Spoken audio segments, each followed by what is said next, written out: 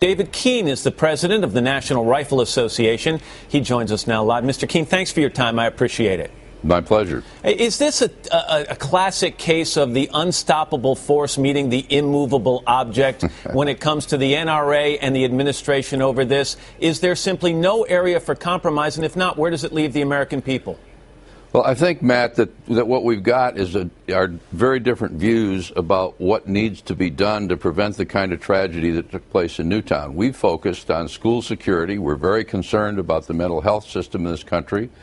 We think those who have been adjudicated to be potentially violently mentally ill should be included on the databases that are checked when they try to buy firearms. The vice president and his folks are focusing primarily on firearms ownership and what we consider Second Amendment rights of the American people. And so why shouldn't the American people ask both sides to compromise? Yes, you want increased security in schools. You want the proliferation of violence in the media and gaming industry to come down. And you want to deal with the mentally ill. But if we say yes to that, or if the president says yes to that, why doesn't he have a right to say to you, okay, give a little on things like background checks? You know, if you're looking at the problem, which is to prevent this sort of thing, what you want to do is do those things that will actually make a difference. We have a profound disagreement with this administration, first of all, on what would make a difference. We don't think that a ban on so-called assault weapons, which hasn't worked in the past, is going to work this time.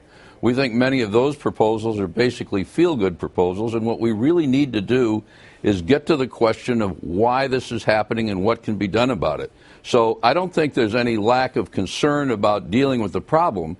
I think there's a very different view as to what the problem is and how to solve it. The president says he wants no single piece of legislation. He wants a broad approach. Are you willing to go out on a limb and predict that there will do you have the support in Congress to block any federal ban on assault weapons in the coming year? I do not think that there's going to be a ban on so-called assault weapons passed by the Congress.